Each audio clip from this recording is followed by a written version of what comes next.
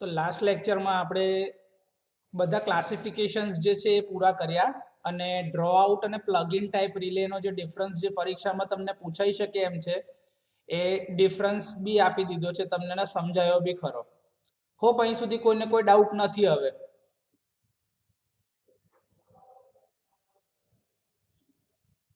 Yes or નો? હા sir. હા તો આગળ જઈએ હવે. હવે જે તમને ક્વેશ્ચન 1 ની અંદર 2 માર્ક્સ ની અંદર જે ડેફિનેશન્સ બધી પૂછાઈ શકે એમ છે અને રિલેના ઓપરેશનને લગતી જે અમુક પદ છે એ જાણવા બહુ જરૂરી છે. કેમ કે હવે જ્યારે આપણે વાત કરીશું ને ત્યારે આપણે આ ટર્મ જ બોલીશું અને એનો મતલબ તમને ખબર હોવો જરૂરી છે. તો સૌથી પહેલી ટર્મ એની અંદર છે એનર્જાઇઝિંગ ક્વોન્ટિટી. તો કે એનર્જાઇઝિંગ ક્વોન્ટિટી એટલે શું? તો કે જેના આધારે રિલેનું ઓપરેશન થવાનું હોય. આ એક કાં તો એક કરતાં વધારે બી હોઈ શકે. જેમ કે ઓવર કરંટ ઓપરેશન હોય તો કરંટની કિંમત જ એની એનર્જાઇઝિંગ ક્વોન્ટિટી બને. પણ એ જગ્યા ઉપર રિવર્સ પાવર રિલે હશે તો કેટલી ક્વોન્ટિટી હશે એમાં? એક ક્વોન્ટિટી હશે કરંટ અને બીજી ક્વોન્ટિટી શું હશે? વોલ્ટેજ. યસ. તો કરંટ અને વોલ્ટેજ એક કરતાં વધારે ક્વોન્ટિટી બી હોઈ શકે કે નહીં રિલેના ઓપરેશન માટે? Yes sir. હા. તો એનર્જાઇઝિંગ ક્વોન્ટિટી એટલે કે રિલેના ઓપરેશન જેના ઉપર આધારિત છે એ ક્વોન્ટિટીને એનર્જાઇઝિંગ ક્વોન્ટિટી કહેવાય અને એ ક્વોન્ટિટી એક અથવા તો એક કરતાં વધારે પણ હોઈ શકે છે. તો જો અહીંયા આગળ મેં લખ્યું છે one or more quantities given to the relay for its operation is known as energizing quantity. બરોબર.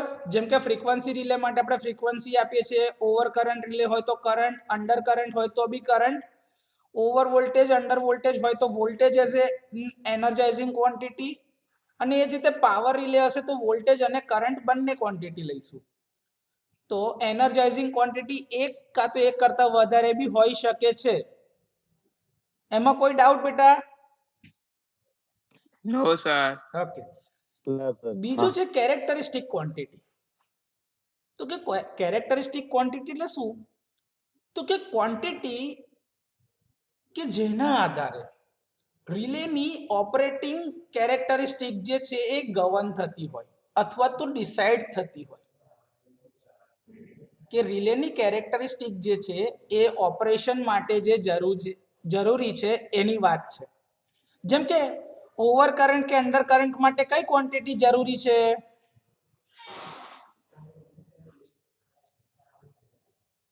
કરંટ. હા. પણ ડાયરેક્શનલ રિલે માટે કઈ ક્વોન્ટિટી હશે? તો કે ડાયરેક્શનલ રિલેમાં તમે બે વસ્તુ લીધી હતી, વોલ્ટેજ અને કરંટ ઇનપુટ તરીકે લીધા હતા. બે ક્વોન્ટિટી લીધી હતી ને ડાયરેક્શનલ રિલેમાં, બરોબર? હા. પણ એના ઓપરેશન માટે શું નક્કી કરે છે? તો કે બે વચ્ચેનો ફેઝ એંગલ. એ બે વચ્ચેનો ફેઝ એંગલ જેના આધારે તમારી ડાયરેક્શનલ રિલેનું ઓપરેશન થાય છે. તો એનર્જાઇઝિંગ ક્વોન્ટિટીના ઇનપુટ તરીકે એની અંદર હતું વોલ્ટેજ અને કરંટ, પણ કેરેક્ટરિસ્ટિક ક્વોન્ટિટી કઈ કહેવાય? તો કે બે વચ્ચેનો ફેઝ એંગલ. સમજાય છે? Yes sir. કે કોના આધારે રિલેનું ઓપરેશન થાય છે ને એ ઇમ્પોર્ટન્ટ છે. ઇનપુટ તરીકે કઈ ક્વોન્ટિટી લઈએ છે એ નહીં, એને એનર્જાઇઝિંગ ક્વોન્ટિટી કહેવાય જે ઇનપુટ તરીકે આપણે લીધી છે. સમજો. આ કઈ ક્વોન્ટિટી છે? તો કે કેરેક્ટરિસ્ટિક ક્વોન્ટિટી. એટલે એનર્જાઇઝિંગ ક્વોન્ટિટી અને કેરેક્ટરિસ્ટિક ક્વોન્ટિટી વચ્ચે તફાવત છે ભાઈ. બની શકે કે અમુક કેસમાં એનર્જાઇઝિંગ ક્વોન્ટિટી એ તમારી કેરેક્ટરિસ્ટિક ક્વોન્ટિટી હોઈ શકે. જેમ કે અંડર કરંટ કાં તો ઓવર કરંટમાં કરંટ જે છે એ તમારી કેરેક્ટરિસ્ટિક ક્વોન્ટિટી તરીકે લઈ શકાય અને એ જ તમારી એનર્જાઇઝિંગ ક્વોન્ટિટી પણ છે જ. સર. હા બેટા. સર તમે સ્ક્રીન પ્રેઝન્ટ કરેલી છે? સ્ક્રીન શેર કરેલી જ છે બેટા. મારામાં નથી દેખાય એટલે તું એક કામ કર, તારું ઇન્ટરનેટ છે ને એ ફરીથી દેખાય છે સર હા બધામાં બંધ દેખાય કરીને છે ફરીથી જોઈન થઈ જાય એટલે તારામાં બી આવી જશે. હા હા મીટિંગ માંથી લેફ્ટ થઈ જા, પછી હા. પાછી મીટિંગ જોઈન કર લે. ઓકે, તો કેરેક્ટરિસ્ટિક ક્વોન્ટિટી અને એનર્જાઇઝિંગ ક્વોન્ટિટી એક હોય પણ શકે અને એક ના પણ હોઈ શકે. ક્લિયર અહીં સુધી? કોઈને ડાઉટ? નો સર. હા નો બરાબર. સર.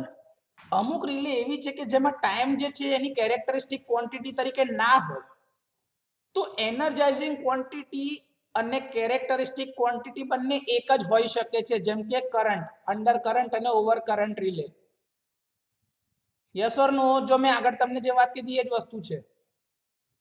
અને ડિફાઇનાઇટ ટાઈમ લેગ ટાઈપ રિલે જે છે એમાં ટાઈમ જે છે ને એને આપણે એક ઓપરેટિંગ પેરામીટર તરીકે કન્સિડર કરીએ છીએ. તો એની કેરેક્ટરિસ્ટિક ક્વોન્ટિટીમાં શું આવશે?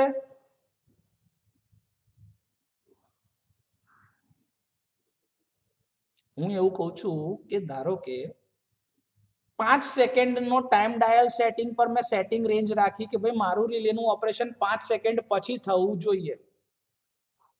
ભલે ને ઓવર કરંટ રિલે હોય કે અંડર કરંટ, ઓવર વોલ્ટેજ હોય કે અંડર વોલ્ટેજ, એને ઓપરેટ શેના માટે થવાનું છે? કરંટ કાં તો વોલ્ટેજ માટે. પણ એનું ઓપરેશન કેવું છે? તો કે ભાઈ 5 સેકન્ડ પછી થશે. સમજાય છે? Time leg.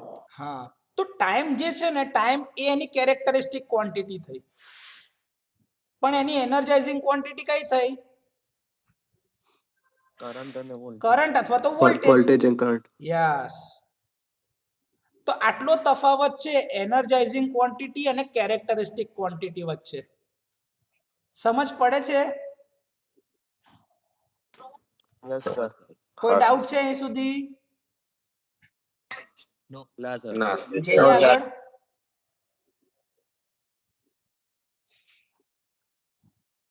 બીજી વેલ્યુ છે સેટિંગ વેલ્યુ. તો કે એનર્જાઇઝિંગ ક્વોન્ટિટી અને કેરેક્ટરિસ્ટિક ક્વોન્ટિટીની એવી કિંમત કે જેના ઉપર રિલેને ઓપરેટ થવાનું છે, એ વેલ્યુને કઈ વેલ્યુ કહેવાશે? Setting value. Setting value. Setting. બરાબર.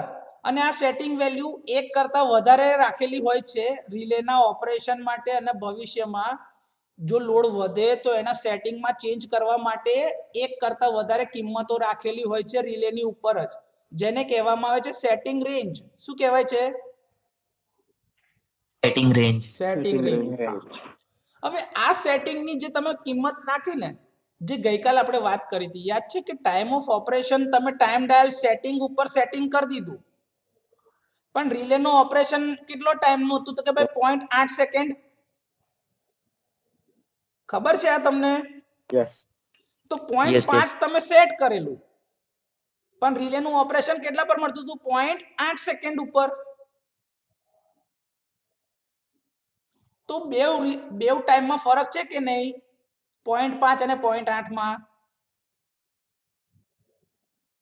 હા સર. તો 0.5 ને કઈ વેલ્યુ કહેવાય? તમે સેટ કરી છે તો 0.5 કઈ વેલ્યુ કહેવાશે?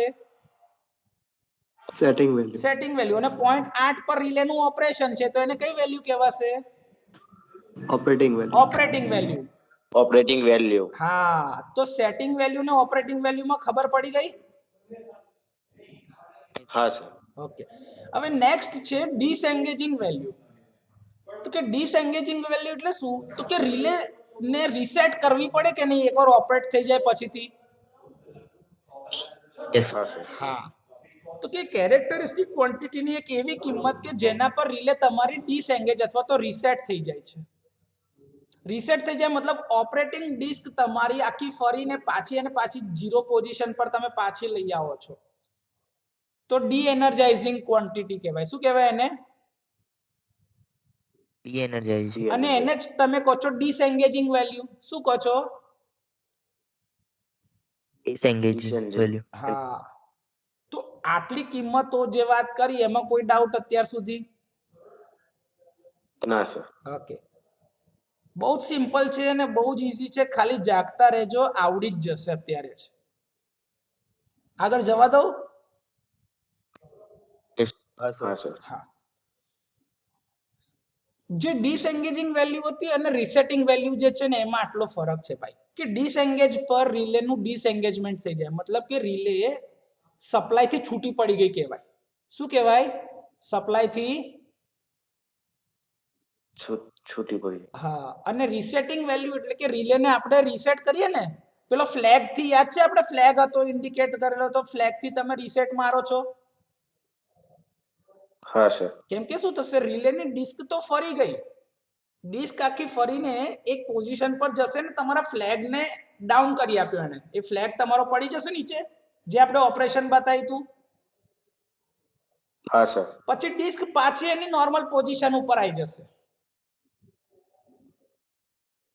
પણ રિલે ને તમારે રીસેટ તો કરવી પડશે ને, એ ફ્લેગ ને પાછો એની નોર્મલ પોઝિશન પર તો લઈ જવાનો કે નહીં? હા સર. એટલે કે રીસેટિંગ વેલ્યુ એટલે કે કેરેક્ટરિસ્ટિક ક્વોન્ટિટીની એવી કિંમત કે જેના ઉપર રિલે પાછી પોતાની મૂળભૂત સ્થિતિમાં આવી જાય. કઈ સ્થિતિમાં? મૂળભૂત મતલબ નોન ઓપરેટિંગ સ્ટેટ કે નોર્મલ કન્ડિશન કે જેમાં રિલે ઓપરેટ થાય નહીં, એ અવસ્થામાં પાછી આવી જાય ત્યારે જે કિંમત હોય ને એને કહેવાય છે રીસેટિંગ વેલ્યુ. શું કહેવાય? Resetting value. અને આ રીસેટિંગ વેલ્યુ હંમેશા એના ઓપરેટિંગ કિંમત કરતા ઓછી જ હશે, અને ઇમ્પિડન્સ ને એ બધી રિલેના કેસમાં વધારે હશે, બરોબર? પણ એની સેટિંગ વેલ્યુ જેટલી હોય નહીં. ક્લિયર? Yes sir. હા સર. હવે નેક્સ્ટ છે રીસેટિંગ રેશિયો. તો રીસેટિંગ રેશિયો એટલે કયું? તો કે ભાઈ રીસેટિંગ વેલ્યુ અને ઓપરેટિંગ વેલ્યુના ગુણોત્તરને કહેવાય છે રીસેટિંગ રેશિયો. શું કહેવાય? રીસેટિંગ વેલ્યુ અને ઓપરેટિંગ વેલ્યુ એ બંનેના ગુણોત્તરને કહેવાય છે રીસેટિંગ રેશિયો. આ રેશિયો હંમેશા પર્સન્ટેજમાં આપવામાં આવે છે, બરોબર? હા સર. એના પછી છે ઓપરેટિંગ ટાઈમ. તો ઓપરેટિંગ ટાઈમ એટલે શું? તો કે રિલેને ઓપરેટ થવા માટે જેટલો સમય લાગે છે એ ટાઈમને કહેવામાં આવે છે એનો ઓપરેટિંગ ટાઈમ. જોઈ લો, a time required by a relay from its non operating state to the operating state. એટલે કે રિલે ને એના મૂળભૂત અવસ્થામાંથી ઓપરેટ થવા માટે જેટલો સમય લાગે છે ને એ સમયને કહેવામાં આવે છે ઓપરેટિંગ ટાઈમ. આવડે કે ના આવડે બેટા ઓપરેટિંગ ટાઈમ એટલે? હા. હવે એના પછી છે રીસેટિંગ ટાઈમ. તો રીસેટિંગ ટાઈમ એટલે શું? તો કે રિલે ને પોતાના ઓપરેટિંગ સ્ટેટમાંથી પાછા નોન ઓપરેટિંગ સ્ટેટમાં આવવા માટે. એટલે કે જ્યારે રિલે ઓપરેટ થઈ પછી ત્યાંથી પાછી નોર્મલ અવસ્થામાં પાછું આવવા માટે જેટલો સમય લાગે છે ને એને કહેવાય છે એનો રીસેટિંગ ટાઈમ. શું કહેવાય? Resetting time. એટલે કે ઓપરેટિંગ ટાઈમ કરતા એક્ઝેક્ટ ઊંધું. ઓપરેટિંગ ટાઈમ કરતા એક્ઝેક્ટ ઊંધું. કે ભાઈ રિલેનો ઓપરેટિંગ સ્ટેટ એટલે કે ફોલ્ટ આવ્યો ને રિલે ઓપરેટ થઈ, ફોલ્ટને અને હેલ્ધી પાર્ટને અલગ કર્યા. હવે ફોલ્ટ ક્લિયર થઈ ગયો તો પાછું એને રીસેટ તો કરવાની કે નહીં? Yes sir. હા સર. એટલે કે ઓપરેટિંગ અવસ્થામાંથી નોન ઓપરેટિંગ અવસ્થામાં લઈ જવાની. એટલે કે ઓપરેટિંગ સ્ટેટમાંથી નોર્મલ સ્ટેટમાં. બરોબર છે? યસ. હા, તો આ ક્વોન્ટિટીને કહેવાય છે અથવા તો આ સમયને કહેવાય છે રીસેટિંગ ટાઈમ. કયો સમય કહેવાય છે? Resetting time. હા. કોઈ ડાઉટ અહીં સુધી? Resetting time. નો. ના સર. ઓકે, જઈએ આગળ. હા સર. ચાલો, હવે આગળ જે છે ને એ ટર્મ બહુ ઇમ્પોર્ટન્ટ છે ભાઈ. ફેઝ કમ્પન્સેશન એંગલ, જેને કહેવામાં આવે છે મેક્સિમમ ટોર્ક એંગલ. શું કહેવાય છે? Maximum torque. હવે આ મેક્સિમમ ટોર્ક એંગલ ખાલી ને ખાલી એવી રિલેમાં કે જેમાં ફરતા ભાગો છે એ જ રિલેમાં આ ટર્મ કામની છે. એટલે કે ઇલેક્ટ્રોમિકેનિકલ ટાઈપની રિલે જે હશે એની અંદર આ ટર્મ આવી શકે, મેક્સિમમ ટોર્ક એંગલ. હવે જે રિલેની અંદર કોઈ ફરતા ભાગ છે જ નહીં તો એમાં ટોર્ક હોય ખરું ભાઈ? ના સર. હા, હું તમને એવું કહું, તમે જે ટેબલ પર બેઠા છો ટેબલનું ટોર્ક હોઈ શકે ખરું? ના સર. ના હોય. કેમ? કેમ કે સ્થિર અવસ્થામાં છે. પણ જો તમે એ ટેબલને એક પાયા ઉપર ટેકવીને ગોલ ગોલ ફેરવો તો એનું કંઈક ટોર્ક હશે કે નહીં હોય? Yes sir. એટલે કે કોઈ બી એક એક્સિસની આસપાસ જ્યારે એનું રોટેશન મળે ને તો સમજો કે ટોર્ક છે, બાકી સ્ટેટિક રિલેનું ટોર્ક હોય જ નહીં. સ્ટેટિક રિલેનું ટોર્ક કેટલું? 0. હવે જો એનું ટોર્ક જ 0 હોય તો એનો ટોર્ક એંગલ કેટલો હશે? 0. તો મેક્સિમમ ટોર્ક એંગલ એટલે શું? તો કે ભાઈ the phase angle between voltage end current. કે ભાઈ ફેઝ એંગલ બિટવીન વોલ્ટેજ અને કરંટ જે રિલેને તમે આપ્યા છે ઇનપુટ તરીકે, એ બેની વચ્ચે જે એંગલ બનશે ને એને કહેવામાં આવે છે મેક્સિમમ ટોર્ક એંગલ. શું કહેવાય છે? મેક્સિમમ હા. પણ એ સમયે એટલું યાદ રાખવાનું કે આ એંગલની વેલ્યુ ઉપર તમારા રિલેનું ટોર્ક મેક્સિમમ હોવું જોઈએ. એટલે કે ડિસ્ક મેક્સિમમ ટોર્ક થી ફરવી જોઈએ. બરોબર? હા સર. હા. કેમ કે એ ટાઈમ દરમિયાન જો ટોર્ક જ મેક્સિમમ ના હોય તો એને મેક્સિમમ ટોર્ક એંગલ ના કહેવાય, એને ખાલી નોર્મલ ટોર્ક એંગલ કહેવાય. શું કહેવાય?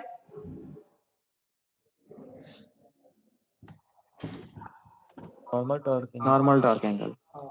તો અત્યાર સુધી જે ભણ્યામાં કોઈ ડાઉટ છે બેટા? ના ના સર. સર. હવે નેક્સ્ટ ટર્મ છે એરર. એરર એટલે શું? તો કે ભાઈ it is algebraic difference between operating time and setting time, અથવા તો ઓપરેટિંગ વેલ્યુ અને સેટિંગ વેલ્યુના જે તફાવતથી મળે એને કહેવાય છે એરર. શું કહેવાય? એરર. એરર. હવે એને જ્યારે તમે પર્સન્ટેજમાં કાઢવી હોય તો operating time minus setting time upon setting time, અને એને 100 થી મલ્ટીપ્લાય કરો તો તમને પર્સન્ટેજ એરર મળી જશે. બરોબર? અને આ એરર Yes, sir. હંમેશા જ્યારે રિલેનું ટેસ્ટિંગ કરતા હોઈએ ત્યારે સૌથી પહેલા એના ટાઈપ ટેસ્ટ વખતે જ એના ઓપરેશન ટાઈમનો ટેસ્ટ કરવામાં આવે છે અને પર્સન્ટેજ એરર શોધી લેવામાં આવે છે. એટલે તમે જે બી રિલે પરચેસ કરશો એની ડેટા શીટના પેરામીટરમાં એની ટેસ્ટ વેલ્યુના ટેસ્ટ રિપોર્ટ સાથે એની આ પર્સન્ટેજ એરર પણ લખેલી જ હશે અંદર. આદર્શ સ્થિતિમાં કેટલું હોવું જોઈએ બેટા?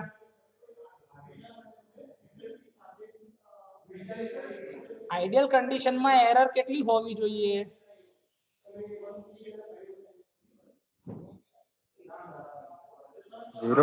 ઝીરો હોવી જોઈએ કે નહીં? હા સર. Yes sir. આગળ જઈએ. યસ. નેક્સ્ટ ટર્મ બહુ ઇમ્પોર્ટન્ટ છે, પિકઅપ કરંટ. ભાઈ પિકઅપ કરંટ એ બહુ જ ઇમ્પોર્ટન્ટ વસ્તુ છે. કેમ કે લોકો પિકઅપ અને મલ્ટીપલ ઓફ પિકઅપ આ બંનેની વચ્ચે જે તફાવત છે ને એ સમજી નહીં શકતા. ઓકે, તો સૌથી પહેલા પિકઅપ કરંટ સમજી લઈએ.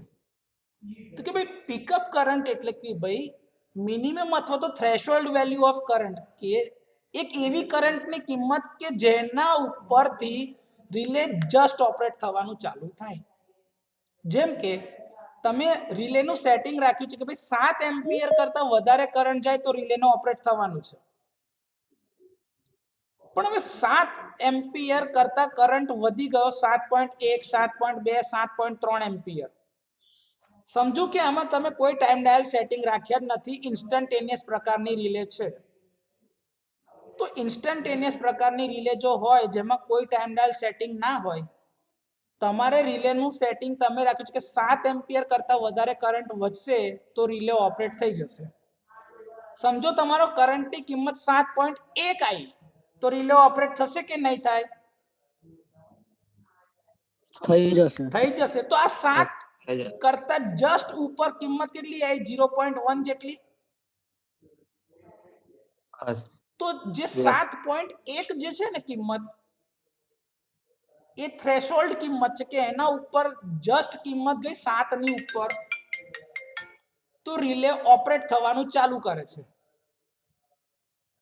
તો આ કિંમત જે 7 એમ્પિયર જે તમે નાખેલી છે જેના પછી રિલે જસ્ટ ઓપરેટ થવાનું ચાલુ થઈ તો કરંટની એ કિંમતને કઈ કિંમત કહી શકાય? પિકઅપ કરંટ, કે જેના પછીથી રિલે જસ્ટ ઓપરેટ થવાનું ચાલુ કરે છે.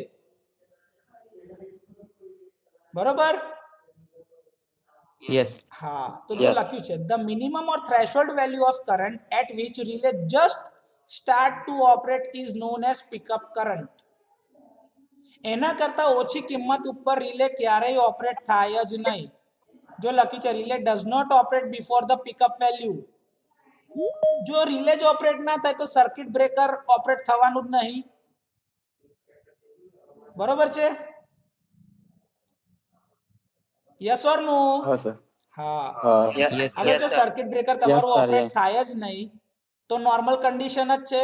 તો નોર્મલ કન્ડિશનમાં ફોલ્ટી પાર્ટ હોઈ શકે ખરો? ના હોય. તો ફોલ્ટી અને હેલ્ધી પાર્ટ અલગ અલગ કરી શકવાના છે, જરૂર પડે ખરી? No, sir. તો પછી તો અહીં સુધી કોઈ ડાઉટ છે કોઈને? બસ. પિકઅપ કરંટ ખબર પડી ગઈ? યસ. જઈએ આગળ.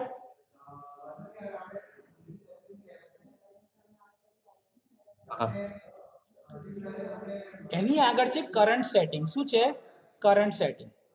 તો કે કરંટના ઓપરેશન માટે તમે આવા પિકઅપ કરંટના સેટિંગ તમારી રિલે પર અવેલેબલ હોય છે. એ રિલેને કહેવાય છે કરંટ સેટિંગની રેન્જ. શું કહેવાય?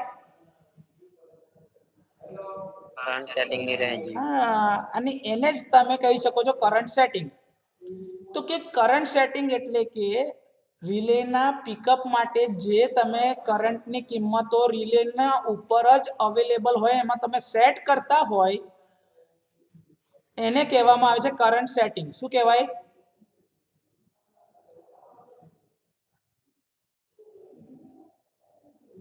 અહીં સુધી કોઈને કોઈ ડાઉટ છે બેટા? ના સર.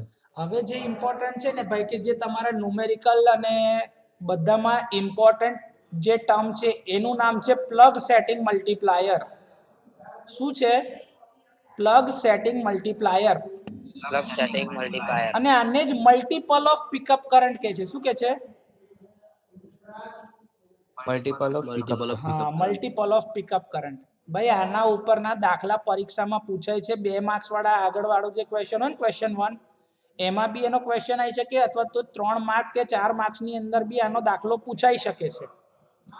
એટલે આ ટર્મ સમજવી બહુ ઇમ્પોર્ટન્ટ છે.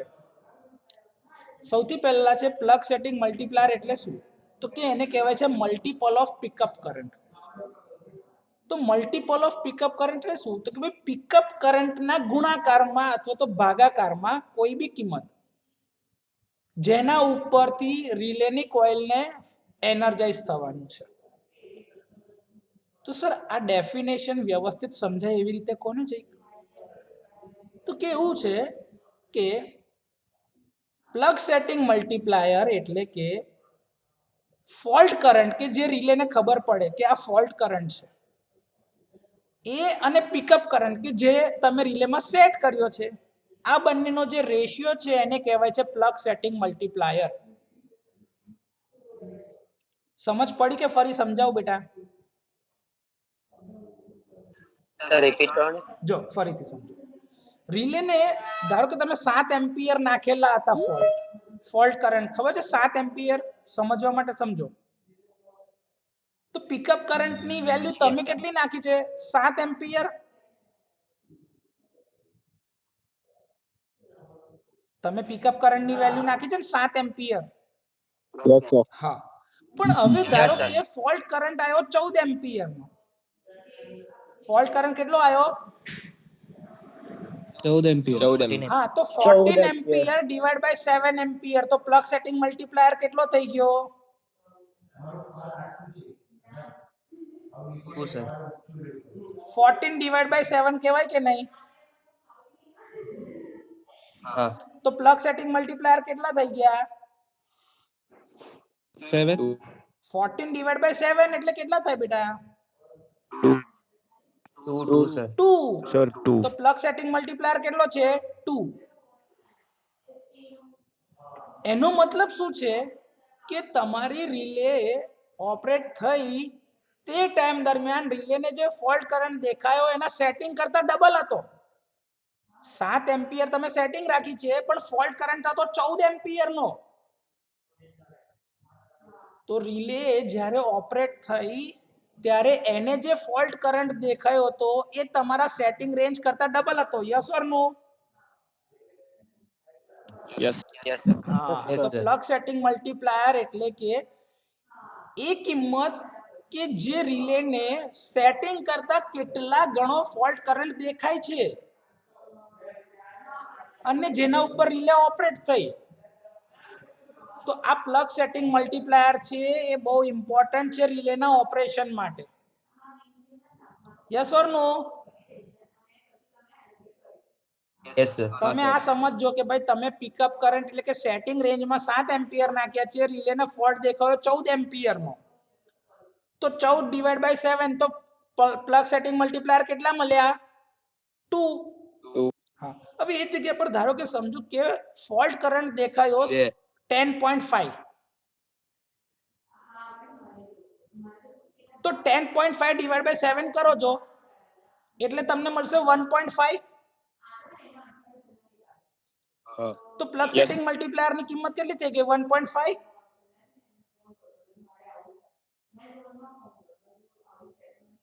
હા sir. તો એનો મતલબ શું થયો કે તમે જે રિલેની સેટિંગની કિંમત નાખી છે કે જેના ઉપર રિલે જેનાથી વધે એટલે રિલેનો ઓપરેટ થવાનું જ છે. તો પિકઅપ વેલ્યુ હતી 7 અને રિલેને ફોલ્ટ દેખાયો એના કરતા 1.5 ગણો વધારે અને એટલે જ તમારી રિલે ઓપરેટ થઈ ગઈ. યસ ઓર નો? હા. તો આ ઇમ્પોર્ટન્સ Yes, છે sir. Plug setting Yes, sir. Multiplier નું કે પ્લગ સેટિંગ મલ્ટીપ્લાયર અથવા તો મલ્ટીપલ ઓફ પિકઅપ કરંટ એટલે શું? તો કે સેટિંગ વેલ્યુ કરતા રિલેને કેટલા ગણો ફોલ્ટ વધારે દેખાયો અને રિલે ઓપરેટ થઈ એ કિંમતને કહેવાય છે પ્લગ સેટિંગ મલ્ટીપ્લાયર. અને એટલે જ કહેવાય છે plug setting multiplier is a ratio between fault current at the relaying point. કે ભાઈ રિલેના ઇનપુટ અથવા તો રિલેની કોઇલને જે ફોલ્ટ કરંટ દેખાયો ડિવાઇડેડ બાય સેટિંગ વેલ્યુ અથવા તો ઓપરેટિંગ વેલ્યુ અથવા તો પિકઅપ કરંટ. એના રેશિયોને કહેવાય છે પ્લગ સેટિંગ મલ્ટીપ્લાયર. કોઈ doubt? No sir. Okay. Next value છે ટાઈમ સેટિંગ મલ્ટીપ્લાયર. શું છે? Time setting multiplier. Time setting multiplier. તમે જ્યારે જોવો છો તો રિલેની અંદર તમે ટાઈમ ડાયલ સેટિંગ નાખેલા હોય છે. ઉપર જે ટાઈમ ડાયલ સેટિંગ હોય છે ને ભાઈ TDS, તમે 0.5 સેકન્ડ આપણે ખબર રિલેમાં સેટ કરેલું, મેં તમને આવું કીધું તું. તો એ જે રિલેનું સેટિંગ નું જે ચકેડું જે અંદર આપેલું છે રિલેની અંદર જ એને જ કહેવાય છે ટાઈમ સેટિંગ મલ્ટીપ્લાયર. શું કહેવાય છે? Time setting. અને ટાઈમ ડાયલ સેટિંગ અથવા તો ટાઈમ સેટિંગ મલ્ટીપ્લાયર ની મદદથી જ રિલેનો ટાઈમ ઓફ ઓપરેશન શોધી શકાય છે.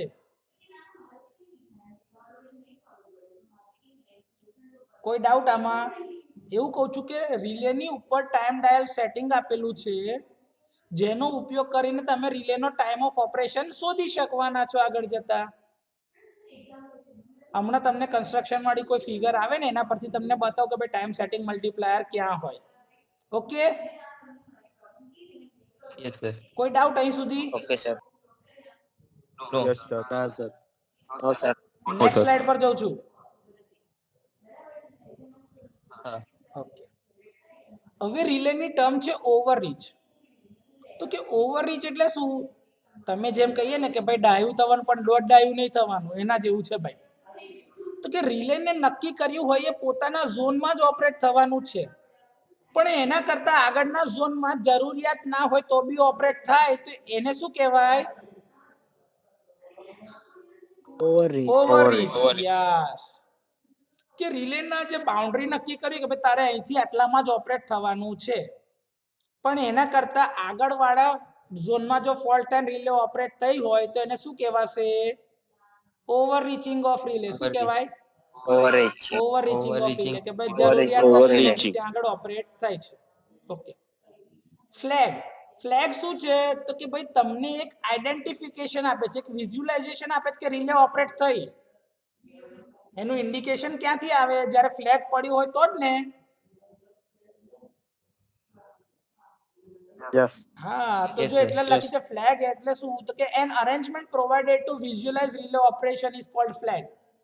કે એક દેખીતી વ્યવસ્થા કે જે તમને એક માહિતી આપે છે કે રિલે ઓપરેટ થઈ ગઈ.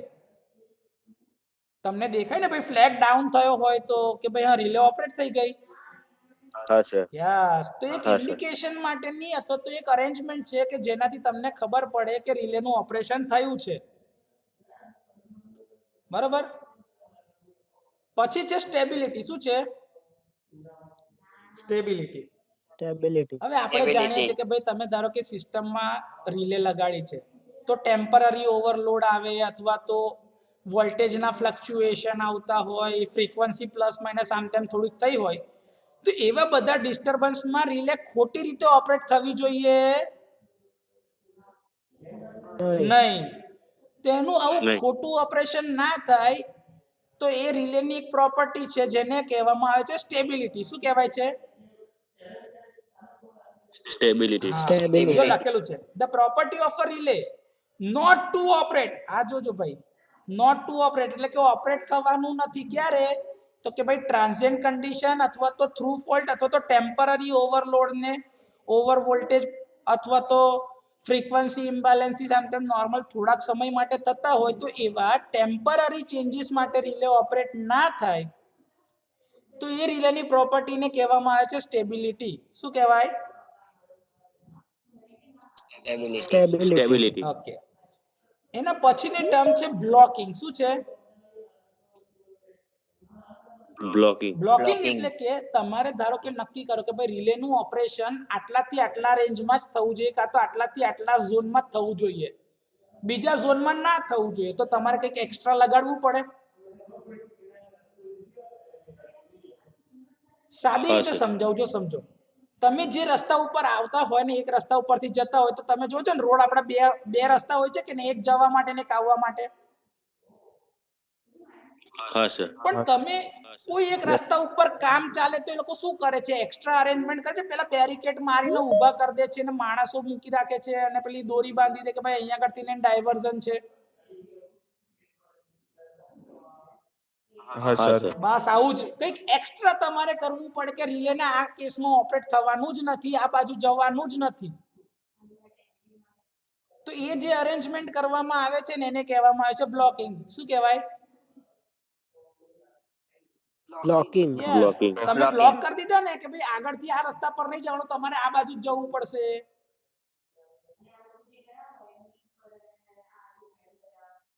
ડાયવર્ઝનના કેસમાં યાદ કરો ને, તમે રસ્તા પર બદલી નહીં નાખતા, બીજા બાજુથી નહીં જવા લાગતા. પછી હા, બે રસ્તા પરથી એક બાજુથી હા. લોકો જાય ને એક બાજુથી આવતા હોય અને બીજા રસ્તા ઉપર ઓલરેડી પેલા લોકો કામ કરતા જ હોય કંઈક ને કંઈક, એટલે રસ્તો બંધ કર્યો હોય. હા સર. એવું જ જો છે with Yes, the help sir. Of extra relay. એટલે કે ભાઈ માણસો અથવા તો પેલા ડાયવર્ઝનના બોર્ડ અથવા તો પેલા પાટિયાના આધારે તમે એક્સ્ટ્રા અરેન્જમેન્ટ કરી જેથી એ રસ્તો બંધ થઈ ગયો કે ત્યાં આગળથી અવર જવર શું થઈ ગઈ? બંધ. એવું રિલેનું ઓપરેશનને બી તમે બંધ કર્યું. Or due to its own operating characteristic the restriction imposed on relay operation process is called blocking. કે રિલેનો ઓપરેટ થવાની જે પ્રક્રિયા હતી એમાં તમે એક અવરોધ ઊભો કર્યો એટલે એને કહેવામાં આવે છે બ્લોકિંગ. શું કહેવાય?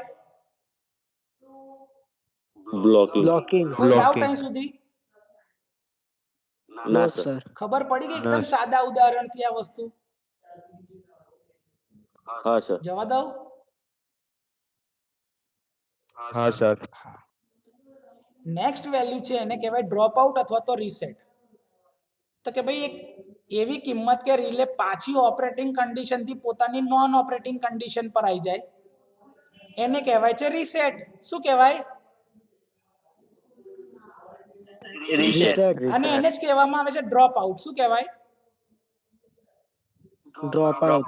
Drop out. હા. હવે પછીની વ્યાખ્યા તો તમને આવડે જ બેટા. જો rated current, rated voltage, rated frequency એટલે કે રેટેડ ક્વોન્ટિટી એટલે શું? તો કે ભાઈ રિલેના ઓપરેશન માટે એની નેમ પ્લેટ ઉપર જે કઈ બી કિંમત સ્ટાન્ડર્ડ લખેલી હોય એને કહેવાય રેટેડ વેલ્યુ. ભાઈ તમે ધારો કે કોઈ એપરેટસ લઈને આવો છો તો તમારા ચાર્જરની ઉપર લખેલું છે કે ભાઈ 230 વોલ્ટ 1 એમ્પિયર કે 1.5 એમ્પિયર એવું બધું કઈ લખેલું હોય છે કે નહીં? હા Yes, સર. તો એને કઈ ક્વોન્ટિટી કહેવાય? Rated rated quantity. ક્વોન્ટિટી. કોઈ ડાઉટ બેટા એમાં? ના સર. ના સર. અચ્છા, એના પછી આગળ છે રેટેડ બર્ડન. શું છે? Rated burden. Rated આ burden. બર્ડન એટલે કે રિલેની સાથે તમે કેટલા કનેક્ટ કરો છો છેડાઓ. હવે તમે જેટલા છેડા કનેક્ટ કરશો એના કંઈક વોલ્ટેજ હશે અને એનાથી કંઈક ઇનપુટમાં કરંટ જતો હશે. હા સર. તો વોલ્ટેજ ઇન્ટુ કરંટ એટલે કે Yes. વોલ્ટ એમ્પિયર રેટિંગ હશે એના. Yes. એ વોલ્ટ હા, એમ્પિયર સર. રેટિંગ ને જ એનું કહેવામાં આવે છે બર્ડન. શું કહેવાય? બર્ડન. બર્ડન. હવે જેટલા છેડા વધારે એટલું બર્ડન Increase. વધશે. યસ ઓર વધે. નો? હા સર. તો એસી ક્વોન્ટિટી હશે ને તો Yes, એમાં yes. વોલ્ટેજ ઇન્ટુ એમ્પિયર એટલે વીએ રેટિંગમાં આવશે અને ડીસી રિલે ક્વોન્ટિટી હશે ને તો એની અંદર વોટ લખેલું જ હશે ડાયરેક્ટ. વોલ્ટેજ ઇન્ટુ કરંટ એમાં વોલ્ટ એમ્પિયર નહીં લખે, એમાં વોટ લખેલા હશે જો ડીસી હશે તો ક્વોન્ટિટી. બરોબર? હા સર. તો એની વેલ્યુ કાં તો વોલ્ટ એમ્પિયરમાં હોય જો એસી હોય તો, અને ડીસી હોય તો શેમાં હશે? Watt. વોટમાં. તો બર્ડનમાં હવે ખબર પડી ગઈ હા સર. કે રિલેને એના ઓપરેશન માટે જે કઈ બી પાવર આપવામાં આવે છે એને એનું બર્ડન કહેવામાં આવે છે. ક્લિયર? હા સર. Yes, sir. હા. Rated short time thermal current. તો કે ભાઈ આ રેટેડ થર્મલ કરંટ એટલે શું સાહેબ શોર્ટ ટાઈમ માટે? તો કે 1 થી લઈને 3 સેકન્ડ સુધી રિલેમાંથી એવો મહત્તમ કરંટ પસાર કરવામાં આવે જેની આરએમએસ કિંમતના લીધે એટલી જ હીટ પ્રોડ્યુસ થાય જેથી કરીને રિલે ડેમેજ ના થાય. તો એવા કરંટને કહેવામાં આવે છે rated short time thermal current.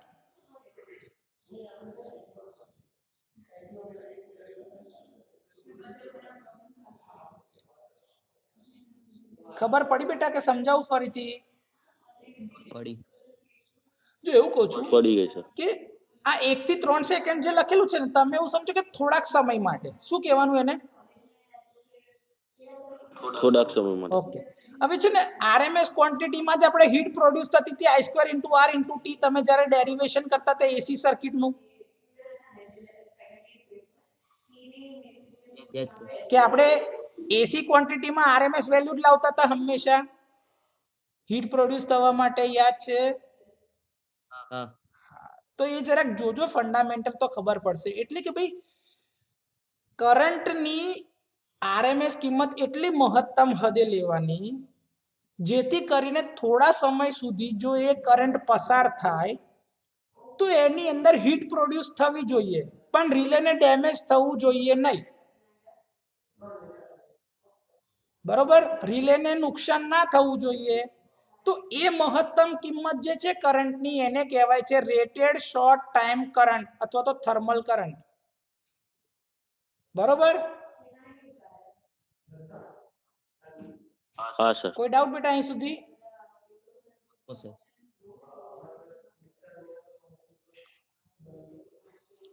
એના પછી છે રેટેડ ડાયનામિક કરંટ. શું છે રેટેડ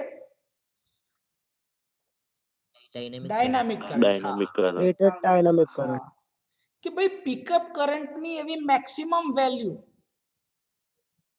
પિકઅપ કરંટની એવી મેક્સિમમ વેલ્યુ કે જે જો રિલેમાંથી કન્ટિન્યુઅસલી પાસ થાય તે છતાં બી રિલે ડેમેજ ના થાય એવી ક્વોન્ટિટીને કહેવાય છે રેટેડ ડાયનામિક કરંટ. શું કહેવાય? Rated dynamic current. હવે તમે ધારો કે સમજો પિકઅપ કરંટની કિંમત રાખી છે, તમે સેટિંગ કિંમત રાખી છે 7 એમ્પિયર, તો કન્ટિન્યુઅસલી જો રિલેમાંથી 7 એમ્પિયર જ પાસ થયા કરે તો એ મેક્સિમમ વેલ્યુ છે પિકઅપ કરંટની, જેમાંથી કન્ટિન્યુઅસલી પાસ થઈ પણ રિલેને કોઈ જાતનું ડેમેજ થયું નહીં. નહીં, તો એને કહેવામાં આવે છે રેટેડ ડાયનામિક કરંટ. શું કહેવાય? Rated dynamic rated dynamic current. ભાઈ આ તમને ખાલી પિકઅપ Dynamic કરંટની current. એક કિંમત લઈને સમજાયું છે, એવું ના સમજતા કે દરેકમાં આટલું જ હશે. બરોબર? પછી એક કિંમત છે કન્ટિન્યુઅસ રેટિંગ. શું છે? Continuous rating. તો ભાઈ કન્ટિન્યુઅસ રેટિંગ એટલે કે વોલ્ટેજ અથવા તો કરંટની એવી કિંમત કે જે રેટેડ ફ્રીક્વન્સી ઉપરથી રિલેમાંથી કન્ટિન્યુઅસલી જાય ને રિલેને ડેમેજ ના કરે એ વેલ્યુને કહેવાય કન્ટિન્યુઅસ રેટિંગ. શું કહેવાય? Continuous rating. Continuous rating. કે ભાઈ એટલો તમારો વોલ્ટેજ અથવા તો કરંટ કન્ટિન્યુઅસલી રિલેમાંથી જાય છે પણ રિલેને ડેમેજ થતું નથી, તો એને કહેવામાં આવે છે કન્ટિન્યુઅસ રેટિંગ. શું કહેવાય? Continuous rating. હા કન્ટિન્યુઅસ રેટિંગ. હા. લાસ્ટ ડેફિનેશન છે સીલ-ઇન કોઇલ અથવા તો હોલ્ડિંગ કોઇલ. શું છે? Ceiling coil. Holding coil. Holding coil. તો કે હોલ્ડિંગ કોઇલ એટલે શું? તો કે ભાઈ રિલેના કોન્ટેક્ટને હોલ્ડ કરી રાખે. શું કરી રાખે? રિલેના કોન્ટેક્ટને હોલ્ડ કરી રાખે. એટલે કે નોર્મલી કરી ઓપન કોન્ટેક્ટને ઓપન જ રહેવા દે અને નોર્મલી ક્લોઝ કોન્ટેક્ટને ક્લોઝ જ રાખે. તો એવી ક્વોન્ટિટી અથવા તો એ વેલ્યુને અથવા તો એ કોઇલને કહેવાય છે હોલ્ડ ઓન કોઇલ અથવા તો હોલ્ડિંગ કોઇલ. બરોબર? હા સર. કોઈ ડાઉટ બેટા Yes. એમાં? ના સર. ના સર. સર. અહીં સુધી જ રાખીએ ભાઈ આજે. હા સર. Yes sir. હા સર.